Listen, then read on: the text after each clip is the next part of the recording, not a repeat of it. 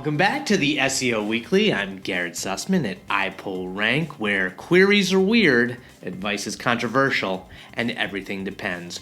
Holy crap, did you guys know that the Google Search Console data has been delayed since September 17th, and it throws off my reports, it throws off my performance, it throws off everything I'm trying to do, my A/B testing. Oh, wait, what's that? Okay, it's back yesterday morning. Okay, I'll let them know. Yeah, so we're all good. Google Search Console data is back. It was missing since September 17th. The SEO world kind of freaked out about it because, it's a big deal when you're trying to report to the C-suite or to your clients and you're missing that data. It can throw off all of your, week over week, period over period performances. So, hopefully in the future, Google Search Console will have a little alert and catch that a lot sooner, just so we know and don't have to spend, 24 hours like my colleague Colt Sleva, the SEO engineer at iPullrank, being like, what's wrong with our data? But he was on top of it. He knew what was happening. Over to the Twitter threads. This week, there are a couple of really interesting Twitter threads that were shared.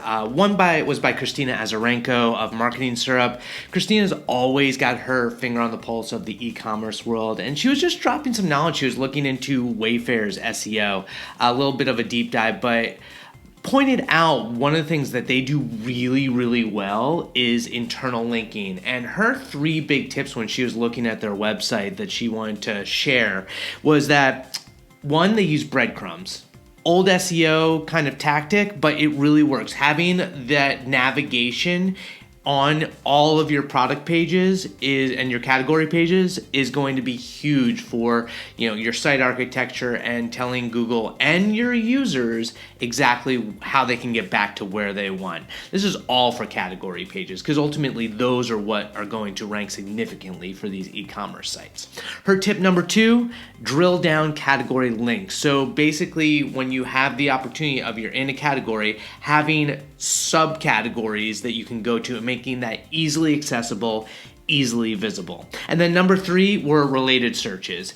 Build those up at the bottom of the page. When someone is looking at something on your e-commerce site, all of those related searches are great internal links for the website. Not only do they help Google and they provide a little bit of link equity across the site, but they help your users, especially when they're actually related to what you're looking for.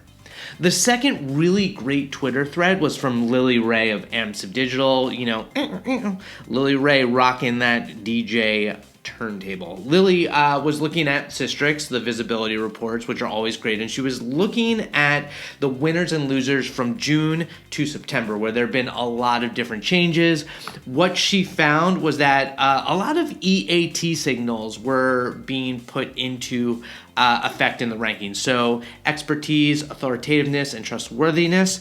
Basically, e-commerce sites that are actually selling products were doing much well than the review sites. And we, a couple of months ago got an update that, very thin product review aggregate pages weren't going to perform as well. So she's been seeing that be impacted. International top level domains with country codes of the big brands are actually tanking in the US, which is interesting in the sense of, whatever your authority is based on the country that you're in, it would make sense that those would perform better. She found that formal dictionaries are doing much better than user-generated content dictionaries, so kind of plays into that authoritativeness. And then government sites and other authorities are surging, doing well, which makes sense. You'd think those would be expertise and literally authorities. So check out those Twitter threads. Great follows, both of those women. They are crushing it. Brody Clark, the drop bear of SEO, is at it again. He's created a resource that catalogs all of the updates that he's seen for Google features on Google SERPs. Really cool stuff between him, Glenn Gabe, and Barry Schwartz. I think they have every single update covered, but definitely bookmark this page. It's going to be great to be able to see all of those updates as he catalogs them going forward. Guess what? Digital PR is really, really hard. But this week, Chris Long of Go Fish Digital wrote a digital PR kind of ultimate guide for Moz. Really helpful stuff. In the industry, you always get this kind of overlap, misrepresentation for the old days of link building where it was all about buying and spamming links in SEO. Now, as a digital marketer, you really need a lot of those traditional PR skills, and it's all about building relationships to really succeed. I mean, you look at what Rise at 7 is doing over in the UK. You look at what Fractal is doing, Siege Media. A lot of great companies are doing excellent PR campaigns. We do it at iPullrank as well. But what Chris Long did with GoFish Media is he went through a lot of the key aspects of building digital PR, whether it's campaign ideas like using original third-party data or first-party data, using maps and really creative ways to do that. I love some of his ideas. He talked about the process for it. One thing that he pointed out that I love J.H. Sherrick talks about all the time when it comes to PR campaigns is having it be relevant to the company, to the client. It's so important. You don't want this bait and switch where you're doing this campaign about, all the beautiful parks in America, and then it goes to an insurance firm. It doesn't make sense. It's not going to result in revenue. So, and then the other article I want to reference, which was written a while ago, but Giselle Navarro of Neomam Studios did this amazing how to do outreach, how to find the right people to reach out to with a human touch. I'm going to link that in the description of the show notes. Definitely check out that article, step by step for anyone who's looking to get into digital PR. Great post by Chris. Check it out. Bonjour, hola, guten tag, shalom, aloha, hello. International SEO is really, really tough. But, oh man, when it comes to tech SEO, there are all of these complicated aspects that you need to consider when it comes to like hreflang tags or, site structure or subdomains or using country code top level domains. Well, my man, Koray Tugberk Gubur, I hope I didn't butcher your name, Koray, I'm so sorry, wrote this incredibly epic, detailed guide about every consideration, every situation about how to, get language authority, how to get geographical and regional authority. And he used a case study to do it, basically using forexsuggest.com.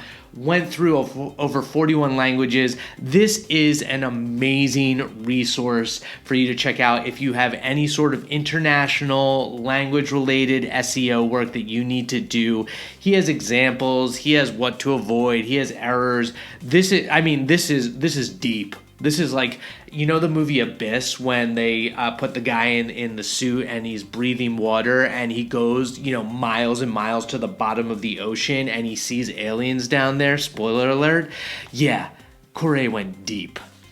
So we've got a lot of really cool SEO tools that came out. So for instance, Cyrus Shepard, who is an ambassador and works for Moz, but he also has his own consulting firm, Zippy, created this title tag tool, which allows you to optimize all of your titles, points out a bunch of different scoring factors on what Google might be looking for, as well as tracking your experiments. So if you make an update to your title, you can check over the next 3 weeks to see if that actually improved or decreased the performance.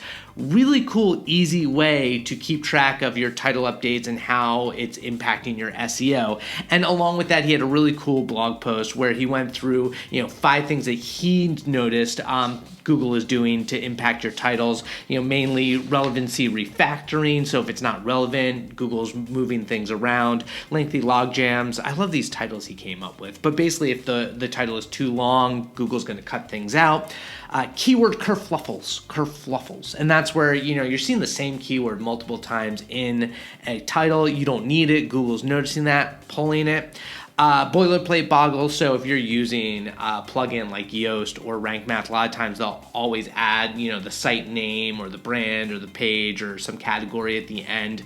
And Google doesn't find that super relevant or necessary if it's not relevant to that keyword. So they'll pull it out. So you can help out by removing that yourself. And then bracket blindness. So if you're using pipes or parentheses or brackets, it'll chunk your titles. And so sometimes Google will then pick from a part of the title that's bracketed in that chunk and provide maybe not the best version of the title. Hopefully Google actually fixes that. But if you're using parentheses in your titles, that could lead to some really bad titles as a result. Check out Zippy. It's in open beta. I've tried out the tool myself. I think it's really cool, especially that experimentation feature. Everybody loves themselves some Screaming Frog in the SEO community. Dan Sharp has built an amazing tool over the years. Everyone depends on it when it comes to like technical SEO. They're doing such great things. Well, they have a killer update that's come out. Basically, for the longest time, it wasn't very easy for you to identify the difference between JavaScript rendering and the HTML. And so what they've done with this update is allow you to see that much more effectively. It now crawls both the original and rendered HTML to identify pages that have content or links only available client-side and report other key differences. This is really important, as our founder, Mike King, has pointed out when it comes to mobile-only indexing. When Google does go over to complete mobile-only indexing, if there's content that's not being rendered on the mobile version of your site, then you could see potential serious drops in rankings if links are missing, words are missing. That's really problematic. So Screaming Frog, with their most recent update, has made it easier for you to check this out. We also have Parito at iPullrank, is another just specific context parity tool that allows you to see those differences.